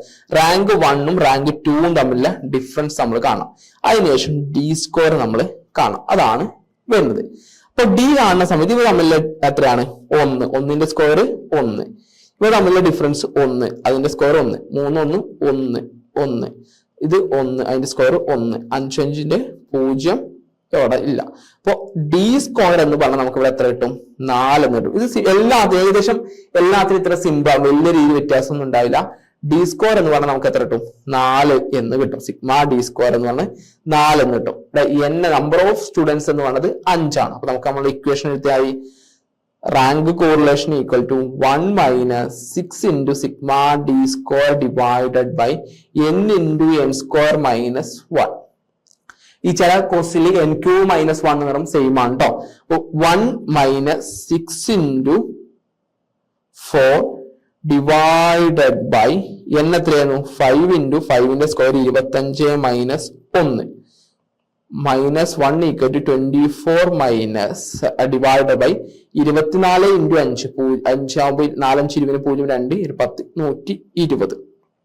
അപ്പോ അതായത് 1 മൈനസ് 24 ഡിവൈഡഡ് ബൈ 120 നമ്മൾ ചെയ്യുന്ന സമയത്ത് എത്ര കിട്ടും 24 ഡിവൈഡഡ് ബൈ 120 ദാറ്റ് ഈസ് 0.2 എന്ന് കിട്ടും 0.2 എന്ന് കിട്ടും. അപ്പൊ എത്ര കിട്ടും 0.80 എന്നിവിടെ നമുക്ക് കിട്ടും. അതായത് RS കോറിലേഷൻ ഈക്വൽ ടു 0.80. ഇവിടെ എന്താണ് പോസിറ്റീവ് ആണ്, പോസിറ്റീവ് കോറിലേഷൻ ആയിരിക്കും നമുക്ക് ഇവിടെ ഉണ്ടാവുക. 0.0 വരുമ്പോൾ പോസിറ്റീവ് കോറിലേഷൻ, ഒരു സ്ട്രോങ് പോസിറ്റീവ് കോറിലേഷൻ നമുക്ക് ഇവിടെ കാണാൻ സാധിക്കും. ഇവിടെ ഏത് കോറിലേഷൻ പോസിറ്റീവ് കോറിലേഷൻ ആണ് ഉണ്ടാവുക. ഇത്തരത്തിലായിരിക്കും ചോദിക്കുക. റാങ്കുകൾ തമ്മിലുള്ള ഡിഫറൻസ് ആണ് ഇക്വേഷൻ എന്ത് ചെയ്യുക നമ്മൾ ചെയ്യുക എന്നുള്ളത് മാത്രമേ ഉള്ളൂ. വളരെ സിമ്പിൾ ആണ്, എല്ലാവരും ചെയ്ത് നോക്കാം കേട്ടോ.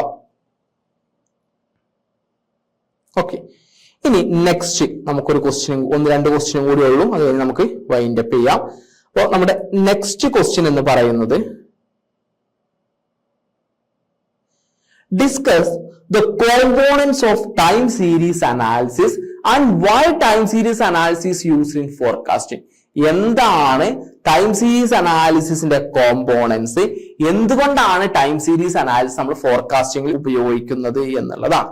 നോക്കൂ, ഒരു ടൈം സീരീസ് അനാലിസിസ് എന്ന് പറഞ്ഞു കഴിഞ്ഞാൽ, അല്ലെങ്കിൽ ഒരു ടൈം സീരീസ് എന്ന് പറഞ്ഞാൽ എന്താണ്, it's A set of observation record at each successive interval of A time.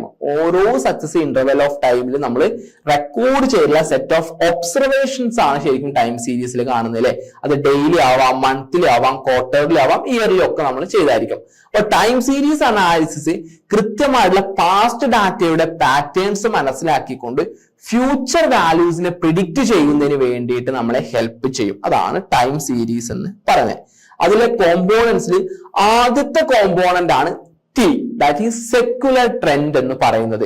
ഒരു ലോങ് ടേം മൂവ്മെന്റ് അല്ലെങ്കിൽ generally direction of data over A long period ആണ് ഇതിലൂടെ കാണിക്കുന്നത്, നമ്മുടെ സെക്യുലർ ട്രെൻഡിലൂടെ കാണിക്കുന്നത്. It show upward, downward or stable trend. Growth ആണോ, അതായത് decrease ആണോ, അല്ലെങ്കിൽ സ്റ്റേബിൾ ആണോ നമ്മളുടെ ആ ഒരു ഉണ്ടാവുന്ന ട്രെൻഡ് എന്നുള്ളത് കാണിക്കുന്നുണ്ട്. And it is influenced by factors such as population growth, technological progress, economic development. ഇതൊക്കെ എന്തിനെ എഫക്ട് ചെയ്യാറുണ്ട്, നമ്മുടെ സെക്യുലർ ട്രെൻഡിനെ എഫക്ട് ചെയ്യാറുണ്ട്. എക്സാമ്പിൾ പറയുക, study increase in a company annual sales over 10 years. നമുക്ക് എന്ത് ചെയ്യാം, 10 years ഒരു കമ്പനിയുടെ എന്തുണ്ട്, ഈ സെയിൽസ് ടേൺ ഓവർ ഇങ്ങനെ ഇൻക്രീസ് ചെയ്യുന്നുണ്ട്. ദാറ്റ് ഷോസ് ദാറ്റ് നെക്സ്റ്റ് ഇയറിൽ എന്ത് ചെയ്യും, ഇൻക്രീസ് ചെയ്യും. അപ്പൊ അത്തരത്തിൽ പറയുന്നതാണ് സെക്യുലർ ട്രെൻഡ് എന്ന് പറഞ്ഞത്. നെക്സ്റ്റ് ഈ സീസണൽ വേരിയേഷൻ അഥവാ എസ് ആണ്. regular or repeated fluctuation that's occur within an year. ഒരു ഇയറിലൂടെ ഉണ്ടായിരുന്ന റെഗുലർ അല്ലെങ്കിൽ റെപ്പിറ്റീവ് ആയിട്ടുള്ള ഫ്ലക്ച്വേഷൻ ആണ് സീസണൽ വേരിയേഷൻ എന്ന് പറഞ്ഞത്. അത് seasons, festivals, holidays, climate condition എന്നിവയൊക്കെ ബേസ് ചെയ്തിരിക്കും. ഇപ്പൊ നമുക്ക് നല്ല രീതിയിൽ കച്ചവടം നടക്കുന്ന ഒരു മാസമായിരുന്നു മെയ് എന്ന് പറഞ്ഞത്. എന്നാൽ ആ മാസം പെരും മഴ പെയ്തു, വെള്ളം കെട്ടി നിൽക്കുക, ഒന്നും നടക്കില്ല. അപ്പൊ എന്തായിരിക്കും, നമുക്ക് ആ സീസണിൽ ഉണ്ടായിരുന്ന ആ ഒരു ക്ലൈമറ്റ് കണ്ടീഷൻ കാരണം നമുക്ക് ബിസിനസ് ശരിക്കും കുറഞ്ഞു. അപ്പൊ അങ്ങനെ ഉണ്ടാവുന്നതാണ് സീസണൽ വേരിയേഷൻ കൊണ്ട് ഉദ്ദേശിക്കുന്നത് കേട്ടോ. നെക്സ്റ്റ് സൈക്ലിക്കൽ വേരിയേഷൻ ആണ് അടുത്തൊരു കോമ്പോണന്റ്. എന്താണ് സൈക്ലിക്കൽ വേരിയേഷൻ എന്ന് പറഞ്ഞു കഴിഞ്ഞാൽ, ഒരു long time fluctuation occurring over a period longer than 1 year. അതാണ് ലോങ് ടൈം ഫ്ലക്ച്വേഷൻസ് അഥവാ സൈക്ലിക്കൽ വേരിയേഷൻ സി എന്ന് പറയുന്നത്. ഓവർ എ പീരീഡ് ഓഫ് ടൈമിൽ ലോങ്ങർ ദാൻ 1 year ഉണ്ടാവുന്ന ഒരു വേരിയേഷൻ ആണ് cyclical variation. It associate with business cycle. കാരണം business boom, recession, depression, recovery, ഇങ്ങനെ ഒരു സൈക്കിളിലൂടെയാണ് ഓരോ ബിസിനസ്സും പോവാലെ. അപ്പൊ അത് എന്തിനെ എഫക്ട് ചെയ്യും, സൈക്ലിക്കൽ വേരിയേഷനെ എഫക്ട് ചെയ്യും. The duration and intensity of cycles are not fixed. ആ ഡ്യൂറേഷൻ, ഇന്റൻസിറ്റി ഒന്നും ഫിക്സ് ചെയ്തിട്ടില്ല. അതാണ്. പിന്നെ ഇറഗുലർ ഓർ റാൻഡം വേരിയേഷൻ ഉണ്ടാവാറുണ്ട്. അതായത് unpredictable fluctuations caused by unexpected event. Corona വരും, ഇങ്ങനെയൊക്കെ സംഭവിക്കും നമ്മൾ പ്രതീക്ഷിച്ചില്ല. അത് ചില ബിസിനസ് ഗ്രോത്ത് ഉണ്ടായി, ചിലതിന് ഡൗണും ഉണ്ടാക്കി. അതെന്താണ് ഈ ഇറഗുലർ ഓർ റാൻഡം വേരിയേഷൻ ആണ് കേട്ടോ. These variation do not fall any regular pattern. ഒരു റെഗുലർ പാറ്റേൺ ഉണ്ട്. Pandemics, natural disaster, war, strike, political instability ഒക്കെ ഇതിന് എക്സാമ്പിൾ ആണ്. ഓക്കെ, ഇനി എന്തുകൊണ്ടാണ് നമ്മൾ ഈ ഒരു ടൈം സീരീസ് അനാലിസിസ് നമ്മൾ ചെയ്യുന്നത് ഫോർകാസ്റ്റിംഗിൽ? എന്തിനു വേണ്ടിയിട്ടാണ്? Time series analysis widely use ചെയ്യുന്നുണ്ട് ബിക്കോസ് ഇത് ഓരോ ഓർഗനൈസേഷൻ കറക്റ്റ് ആയിട്ട് ഫ്യൂച്ചർ ഇവന്റ്സ് പാസ്റ്റ് ഡാറ്റയെ വെച്ചിട്ട് പ്രിഡിക്ട് ചെയ്യാൻ വേണ്ടി ഹെൽപ്പ് ചെയ്യും. അതായത് ഫ്യൂച്ചർ സെയിൽസും ഡിമാൻഡും പ്രിഡിക്ട് ചെയ്യാൻ വേണ്ടി ഹെൽപ്പ് ചെയ്യും, പ്രൊഡക്റ്റ് പ്ലാനിങ്ങിനും ഇൻവെന്ററി കൺട്രോളിനും ഹെൽപ്പ് ചെയ്യും, ബഡ്ജറ്റിങ്ങിനും ഫൈനാൻഷ്യൽ പ്ലാനിങ്ങിനും ഹെൽപ്പ് ചെയ്യും, മാൻ പവറിന്റെയും റിസോഴ്സ് പ്ലാനിങ്ങിനും ഹെൽപ്പ് ചെയ്യും, ലോങ് ടേം ട്രെൻഡും സീസണൽ പാറ്റേൺസും മനസ്സിലാക്കാൻ ഹെൽപ്പ് ചെയ്യും. അതുപോലെ തന്നെ ഇൻഫോർമഡ് ആയിട്ട് സ്ട്രാറ്റജി ഡിസിഷൻ എടുക്കാൻ വേണ്ടി മാനേജ്മെന്റിന് ഇത് ഹെൽപ്പ് ചെയ്യുന്നുണ്ട്. പിന്നെ കൃത്യമായിട്ട് ബിസിനസിന്റെ performance over a period of ടൈമിൽ മെഷർ ചെയ്യാൻ വേണ്ടിയിട്ട് ഹെൽപ്പ് ചെയ്യും. പിന്നെ uncertainty in planning of decision making reduce ചെയ്യാൻ വേണ്ടിയിട്ടും ഇത് ഹെൽപ്പ് ചെയ്യും. ഇതൊക്കെയാണ് പ്രധാനമായി ടൈം സീരീസ് അനാലിസിന്റെ യൂസ് എന്ന് പറയുന്നത്. ഇത് നമ്മൾ എവിടെയൊക്കെ ഉപയോഗിക്കാറുണ്ട്? Sales forecasting, demand forecasting, stock market analysis, weather forecasting, population study, economic and business planning, ഇതിലൊക്കെ നമ്മൾ ഉപയോഗിക്കുന്ന ഒന്നാണ് ടൈം സീരീസ് അനാലിസിസ് എന്ന് പറയുന്നത് കേട്ടോ.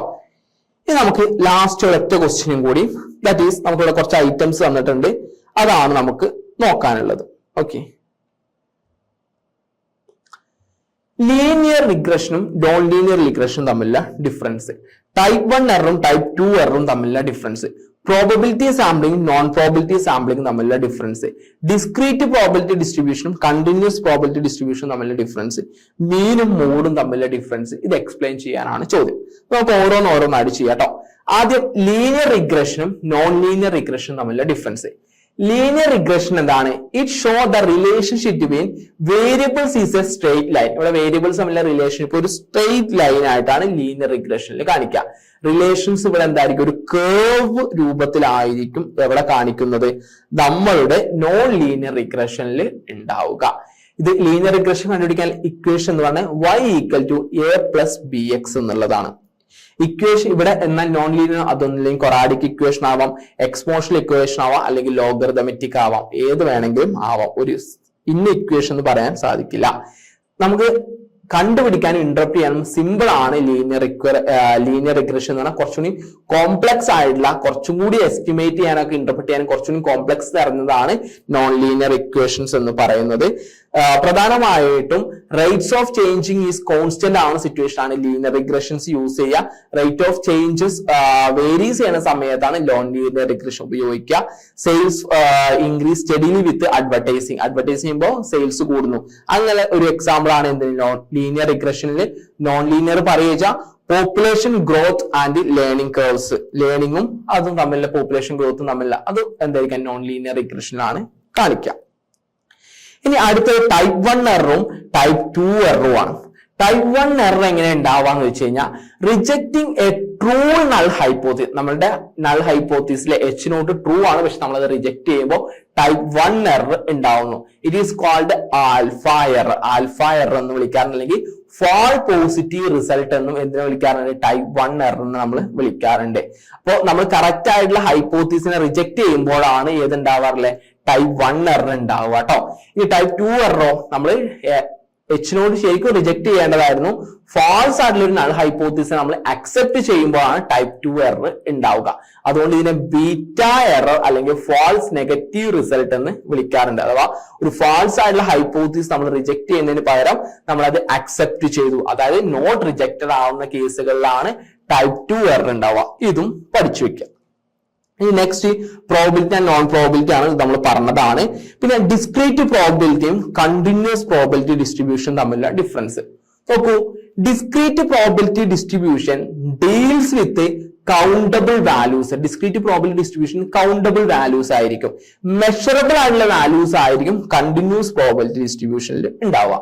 In discrete probability distribution, the variables take separate value. ഓരോ വേരിയബിളും സെപ്പറേറ്റ് വാല്യൂ ഉണ്ടാവും. പക്ഷെ ഇവിടെ വേരിയബിൾസിനൊക്കെ എന്തായിരിക്കും ഒരു വിത്തിൻ റേഞ്ചിനുള്ളിലായിരിക്കും നമ്മൾ കണ്ടിന്യൂസ് വേരിയബിൾ ഡിസ്ട്രിബ്യൂഷനിൽ കൊടുത്തിട്ടുണ്ടാവുക. ബൈനോമിയൽ ഡിസ്ട്രിബ്യൂഷനും പോയിസോൺ ഡിസ്ട്രിബ്യൂഷനും ഒരു ഡിസ്ക്രീറ്റ് പ്രോബിലിറ്റി ഡിസ്ട്രിബ്യൂഷൻ എക്സാമ്പിൾ ആണ്. എന്നാൽ നോർമൽ ഡിസ്ട്രിബ്യൂഷൻ എന്ന് പറയുന്നത് ഒരു കണ്ടിന്യൂസ് പ്രോബിലിറ്റി ഡിസ്ട്രിബ്യൂഷന് എക്സാമ്പിൾ ആണ് കേട്ടോ. അത് പഠിക്കണം. ലാസ്റ്റ് മീനും മോഡും തമ്മിലുള്ള ഡിഫറൻസ്. മീൻ എന്ന് പറഞ്ഞു കഴിഞ്ഞാൽ arithmetic average of all observation ആണ്. മോഡ് എന്ന് പറഞ്ഞു കഴിഞ്ഞാൽ ഏറ്റവും ഫ്രീക്വൻസിയിൽ ഏറ്റവും കൂടുതൽ തവണ റിപ്പീറ്റ് ചെയ്ത ഐറ്റംസിനെയാണ് നമ്മൾ മോഡ് എന്ന് പറയുന്നത്. മീനിൽ നമ്മൾ എല്ലാ ഒബ്സർവേഷൻ യൂസ് ചെയ്യും. ഇവിടെ ഹയസ്റ്റ് ഫ്രീക്വൻസി ഉള്ളതായിരിക്കും നമ്മളുടെ മോഡ് എന്ന് പറയുന്നത്. എക്സ്ട്രീം വാല്യൂസ് എന്തിനെ എഫക്ട് ചെയ്യും? മീനിനെ എഫക്ട് ചെയ്യും. എന്നാൽ എക്സ്ട്രീം വാല്യൂസ് മോഡിനെ എഫക്ട് ചെയ്യില്ല. ന്യൂമറിക്കൽ ഡാറ്റ വരുമ്പോൾ മീൻ സ്യൂട്ടബിൾ ആണ്. ന്യൂമറിക്കലും കാറ്റഗോറിക്കൽ ക്വാളിറ്റേറ്റീവ് ഡാറ്റയിലും മോഡ് നമുക്ക് യൂസ് ചെയ്യാൻ പറ്റും.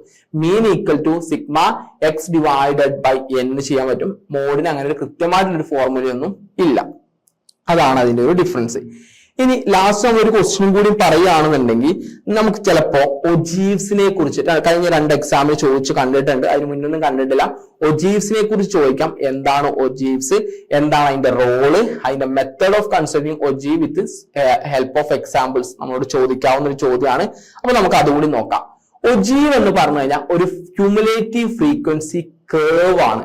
It's obtained by plotting cumulative frequency against the class boundary. Class ബൗണ്ടറിക്ക് അഗൈൻസ്റ്റ് ആയിട്ട് നമ്മൾ ക്യുമുലേറ്റീവ് ഫ്രീക്വൻസീസ് എന്ത് ചെയ്യാണ് അത് പോയിന്റ് ഔട്ട് ചെയ്തിട്ടാണ് നമ്മൾ ഒജീവ്സ് ഉണ്ടാക്കുന്നത്. ഒജീവ്സ് 2 തരത്തിലുണ്ട്. ലെസ് ദാൻ ഒജീവും മോർ ദാൻ ഒജീവും. അഥവാ നമ്മൾ ക്യുമുലേറ്റീവ് ഫ്രീക്വൻസി എന്ത് ചെയ്യാണ് നമ്മൾ എല്ലാം കൂടി ടോട്ടൽ ചെയ്ത 100 ആണെന്നുണ്ടെങ്കിൽ അതിൽ നിന്ന് നമ്മൾ താഴത്തോട്ട് 80, 20 ഇങ്ങനെ എണ്ണി പോവുകയാണെങ്കിൽ അത് less than ogive more than ഒജീവും മറ്റേ ലെസ് ദാൻ ഒജീവിലോട്ട് നമുക്ക് ഉണ്ടാവും. അപ്പൊ ഗ്രാഫിക്കൽ റെപ്രസെന്റേഷനിൽ നമ്മൾ ക്യുമുലേറ്റീവ് ഫ്രീക്വൻസീസ് എങ്ങനെ കാണുന്നു എന്നതിനെ ബേസ് ചെയ്തിട്ടാണ് വരുന്നത്. ഇപ്പൊ ലെസ് ദാൻ ഒജീവ് എന്ന് പറഞ്ഞു കഴിഞ്ഞാൽ it is constructed by plotting upper class boundaries. എപ്പോഴും അപ്പർ ക്ലാസ് ബൗണ്ടറീസ് വെച്ചിട്ടായിരിക്കും നമ്മൾ കാണിക്കുക against the less than cumulative frequency. Upper class ബൗണ്ടറിയും ലെസ് ദാൻ ക്യുമുലേറ്റീവ് ഫ്രീക്വൻസിയും തമ്മിൽ അപ്പർ ബൗണ്ടറിയിൽ less than cumulative frequency plot ചെയ്യുമ്പോഴാണ് നമുക്ക് എന്ത് കിട്ടുക? ലെസ് ദാൻ ഒജീവ് നമുക്ക് കിട്ടുക. The curve is rise from left to right. ഇങ്ങനെ ആയിരിക്കും ഉണ്ടാവുക. എങ്ങനെ ഉണ്ടാവുക? ഒരു ലെസ് ദാൻ ഒജീവ് നമ്മൾ വരയ്ക്കുകയാണെന്നുണ്ടെങ്കിൽ ഇവിടെ നിന്ന് ഇങ്ങനെ പോകുന്നതായിരിക്കും. ഇങ്ങനെ ആയിരിക്കും ഒരു എന്തുണ്ടാവാൻ ലെസ് ദാൻ ഒജീവ് ഉണ്ടാവുക. ഇനി മോർ ദാൻ ഒജീവ് ആകുമ്പോൾ ലോവർ ക്ലാസും അതുപോലെ തന്നെ നമ്മുടെ മോർ ദാൻ ക്യുമുലേറ്റീവ് ഫ്രീക്വൻസിയും തമ്മിലാണ് നമ്മൾ കാണിക്കുക. അതാണ് മോർ ദാൻ ഒജീവ് കർവ് എന്ന് പറഞ്ഞത്. ഇത് ലെഫ്റ്റ് ടു റൈറ്റിലോട്ടായിരിക്കും ഇത് പോകുന്നത്. അപ്പോ എന്താണ് ഇതിന്റെ ഇമ്പോർട്ടൻസ് എന്ന് പറഞ്ഞത്? നമ്മൾ കൃത്യമായിട്ട് മീഡിയൻ ഡിറ്റർമൈൻ ചെയ്യാൻ വേണ്ടിയിട്ട് ഉപയോഗിക്കും. അതുപോലെ തന്നെ ക്വാർട്ടൈൽസ് Q1, Q2, Q3 കാണുന്നതിന് വേണ്ടി, ഡിസൈൽസും പെർസെന്റേൽസ് കാണുന്നതിന് വേണ്ടിയിട്ടൊക്കെ നമുക്ക് ഉപയോഗിക്കാൻ സാധിക്കും. അതുപോലെ തന്നെ ക്യുമുലേറ്റീവ് ഫ്രീക്വൻസിന്റെ ഒരു ഗ്രാഫിക്കൽ റെപ്രസെന്റേഷൻ ചെയ്യുന്നതിന് വേണ്ടിയിട്ടും അതുപോലെ 2 അതിലധികമോ ഫ്രീക്വൻസി ഡിസ്ട്രിബ്യൂഷനെ കമ്പാരിസൺ ചെയ്യുന്നതിന് വേണ്ടിയിട്ടൊക്കെ ഇത് ഹെൽപ്പ് ചെയ്യും. അതോടൊപ്പം തന്നെ ഡാറ്റ എങ്ങനെ സ്പ്രെഡ് ചെയ്ത് കിടക്കുന്നു എന്നുള്ളത് മനസ്സിലാക്കാൻ വേണ്ടിയിട്ട് നമുക്ക് ഉപയോഗിക്കാൻ സാധിക്കും. ബിസിനസ്സിലും എക്കണോമിക്സിലും എഡ്യൂക്കേഷനും സോഷ്യൽ സയൻസ് റിസർച്ചിലൊക്കെ ഇത് ഒജീവ്സ് പ്രധാനമായിട്ട് നമ്മൾ ഉപയോഗിക്കാറുണ്ട്. അപ്പൊ എങ്ങനെ കൺസ്ട്രക്ട് ചെയ്യാന്ന് വെച്ച് കഴിഞ്ഞാൽ ആദ്യം നമ്മൾ ഫ്രീക്വൻസി ഡിസ്ട്രിബ്യൂഷൻ നമ്മൾ കണ്ടുപിടിക്കും. അതിനുശേഷം അതിന്റെ ക്യുമുലേറ്റീവ് ഫ്രീക്വൻസി നമ്മൾ സെറ്റ് ചെയ്യും. ലെസ് ദാൻ ഒജീവ്സ് ആണെന്നുണ്ടെങ്കിൽ add frequency from top to bottom. Less than frequency top to bottom നമ്മൾ ആഡ് ചെയ്യും. മോർ ദാൻ ഒജീവ് ആണെന്നുണ്ടെങ്കിൽ frequency from bottom to top നമ്മൾ എടുക്കും. അതിനുശേഷം നമ്മൾ എന്ത് ചെയ്യും? ക്ലാസ് ബൗണ്ടറീസ് കാര്യങ്ങൾ നമ്മൾ സെറ്റ് ചെയ്യും. അതായത് ക്ലാസ് ബൗണ്ടറി എക്സ് ആക്സിസിൽ ക്ലാസ് ബൗണ്ടറീസും y ആക്സിസിൽ ക്യുമുലേറ്റീവ് ഫ്രീക്വൻസി എടുത്തിട്ട് നമ്മൾ എന്ത് ചെയ്യും? അതിനെ ഡ്രോ ചെയ്യുകയാണ് ചെയ്യുക. അതിനുശേഷം less than ogive plot upper class ബൗണ്ടറീസിന് അഗൈൻസ്റ്റ് ആയിട്ട് അതിന്റെ ലോവർ ക്ലാസ് ക്യുമുലേറ്റീവ് ഫ്രീക്വൻസി നമ്മൾ എന്ത് ചെയ്യും? കാണിക്കും. മോർ ദാൻ ആണെങ്കിൽ ഇത്. അതിനുശേഷം ഈ പ്ലോട്ടുകളൊക്കെ നമ്മൾ ജോയിൻ ചെയ്തിട്ട് ഒരു സ്മൂത്ത് കർവ് നമ്മൾ നമ്മുടെ കൈ കൊണ്ട് വരയ്ക്കും. അതാണ് ഒജീവ്സ് എന്ന് പറയുന്നത്. അപ്പൊ നോക്കൂ, ക്ലാസ് ഇന്റർവെൽസ് ഉണ്ട്, ഫ്രീക്വൻസീസ് ഉണ്ട്. അപ്പൊ ലെസ് ദാൻ ക്യുമുലേറ്റീവ് ഫ്രീക്വൻസി ആണെങ്കിൽ ഈ 5 ഇവിടുന്ന് സ്റ്റാർട്ട് ചെയ്യും. 5 + 8 13, 13 + 12 25, 25 + 10 35, 35 + 5 40. ഇങ്ങനെ ലെസ് ദാൻ ക്യുമുലേറ്റീവ് ഫ്രീക്വൻസി കാണും. അതിനുശേഷം നമ്മൾ എന്ത് ചെയ്യും? ലെസ് ദാൻ ഒജീവ്സ് എടുത്തു. നമുക്ക് ലെസ് ദാൻ ഒജീവ്സ് എടുത്ത സമയത്ത് ഇവിടെ എന്താണ്? നമുക്ക് ലെസ് ദാൻ ഒജീവ് ആണല്ലേ. അപ്പൊ അപ്പർ ക്ലാസ് ഇവിടെ വരുന്നത് 10, 20 ഒക്കെയാണ്. അപ്പോ ഇവിടെ നമ്മൾ എവിടേക്ക് എടുക്കുന്ന പറഞ്ഞത് എക്സ് ആക്സിൽ ക്ലാസ് ബൗണ്ടറി ക്യുമുലേറ്റീവ് ഫ്രീക്വൻസീസ്. അപ്പൊ ഇവിടെ നമ്മൾ 20, 30, 40, 50 എടുത്തു. ഇവിടെ നമ്മൾ 5, 10, 15, 20, 25 ഇങ്ങനെ പോയി. 10 നേരെ 5 ഇവിടെ ഒരു കുത്തിടും. 20 നേരെ 13, അപ്പൊ നമ്മൾ ഇവിടെ ഒരു കുത്തിടും. 30 നേരെ 25 ഇവിടെ നിട്ടും. ഇനി 35 ഉണ്ട്, 40 ഉണ്ട്, 45 ഉണ്ട് വിചാരിക്കാം. അപ്പം ഇനി 40 നേരെ ആവുമ്പോ നമ്മൾ എന്ത് ചെയ്യും? 35. അപ്പൊ നമ്മൾ ഇവിടെ കുത്തിട്ടു. 50 നേരെ 40. അതിനുശേഷം ഇങ്ങനെ ഇതിനെ എന്ത് ചെയ്യും? ജോയിൻ ചെയ്തൊരു ലൈൻ വരയ്ക്കും. ഇതാണ് എന്തെന്ന് പറയുന്നത്? ലെസ് ദാൻ അച്ചീവ്സ് എന്ന് പറയുന്നത്. ഇതേപോലത്തെ നമ്മൾ എന്ത് ചെയ്യും? മോർ ദാൻ കാണും. അപ്പൊ അതായത് ഈ 40 നിന്ന് അടിക്ക് വരും. 0 to 10 ഹൈലി ഇവിടുത്തെ എത്രയാണോ ഹയസ്റ്റ് വന്നത് അതിന്, അതായത് ഫ്രീക്വൻസിന്റെ ടോട്ടൽ നമ്മൾ ആദ്യം കൊടുക്കും. അതിനുശേഷം ഈ 40 നിന്ന് ആദ്യം 0 to 10 40. ഇനി അടുത്തോട്ട് വരുമ്പോൾ ഫസ്റ്റത്തെ ഫ്രീക്വൻസി എത്രയാണ് ഇവിടെ വരുന്നത്? ഈ 5. ഈ 5 കുറച്ചിട്ട് നമ്മൾ 35, പിന്നെ 8 കുറയ്ക്കും. അങ്ങനെ കുറച്ച് ഇവിടെ നമുക്ക് ലാസ്റ്റ് എത്ര കിട്ടും? ഈ ഫസ്റ്റത്തെ ഫ്രീക്വൻസി കിട്ടുന്ന രീതിയിലോട്ട് ഈ ലാസ്റ്റത്തെ ഫ്രീക്വൻസിയിലോട്ട് എത്തും. ഇങ്ങനെ ചെയ്യുന്നതാണ് ഏതെന്ന് പറയുന്നത്? മോർ ദാൻ ക്യുമുലേറ്റീവ് ഫ്രീക്വൻസി എന്നാണ്. ഇതിനെ പ്ലോട്ട് ചെയ്യുമ്പോൾ നമുക്ക് മോർ ദാൻ അച്ചീവ്സും കിട്ടും കേട്ടോ. അപ്പൊ ജസ്റ്റ് ഒന്ന് മനസ്സിലാക്കി വെക്കാം. അപ്പൊ ഇത് ഇങ്ങനെ ചെയ്യുന്നതുകൊണ്ട് ഈസി ആയിട്ട് കൺസ്ട്രക്ട് ചെയ്യാനും അതുപോലെ തന്നെ നമുക്ക് ഇന്റർപ്രറ്റ് ചെയ്യാനും സാധിക്കും. മീഡിയൻ, ക്വാർട്ടൈൽ, ഡിസൈൽസ് ആൻഡ് പെർസെന്റേൽസ് അനാലിസിസും അത് ലൊക്കേറ്റ് ചെയ്യാൻ ഇത് യൂസ് ചെയ്യുന്നത്. ഡിഫറെന്റ് ഡിസ്ട്രിബ്യൂഷൻ ഗ്രാഫിക്കലി കമ്പാരിസൺ ചെയ്യാൻ വേണ്ടി നമുക്ക് ഉപയോഗിക്കാൻ സാധിക്കും. ക്യുമുലേറ്റീവ് ഫ്രീക്വൻസിന്റെ ക്ലിയർ പിക്ചേഴ്സ് മനസ്സിലാക്കാൻ വേണ്ടി നമുക്ക് ഒജീവ്സ് യൂസ് ചെയ്യാൻ സാധിക്കും കേട്ടോ. അപ്പൊ അത് കൃത്യമായിട്ട് പഠിച്ചു വെക്കാം. അത്യാവശ്യം എക്സാമിന് റിപ്പീറ്റർ ചോദിച്ച് കണ്ടിട്ടുണ്ട്. അപ്പൊ എല്ലാവരും നന്നായിട്ട് പഠിക്കാം. ഇത്രയും കാര്യങ്ങളാണ് നമുക്ക് ഈ ഒരു പേപ്പറിൽ നമുക്ക് പ്രധാനമായിട്ട് നമ്മൾ പഠിച്ചിരിക്കേണ്ട കാര്യങ്ങൾ എന്ന് പറയുന്നത്. വളരെ സിമ്പിൾ ആയിട്ട് ഒരു പേപ്പറാണ്, ഒരു ബുദ്ധിമുട്ടില്ല നമുക്ക് പഠിക്കാൻ. ഇത്രയും കാര്യങ്ങൾ നിങ്ങൾ നിർബന്ധമായിട്ട് എക്സാമിന് പോകുന്നതിന് മുമ്പ് പഠിച്ചിട്ടുണ്ടാവണം. ഇത് മറന്നിട്ട് നിങ്ങൾ ആരും എക്സാമിന് പോകരുത്. അപ്പൊ എല്ലാവരും എക്സാംസ് കാര്യങ്ങളൊക്കെ നന്നായിട്ട് എഴുതാം. അപ്പൊ എല്ലാവർക്കും എക്സാമിന് ഓൾ ദ ബെസ്റ്റ്. അപ്പൊ എല്ലാവരും നന്നായിട്ട് എക്സാം എഴുതണം. അപ്പോൾ നമ്മൾ നമ്മുടെ ഈ ഒരു ക്ലാസ് ഇവിടെ വൈൻഡ് അപ്പ് ചെയ്യാണ്. Thank you.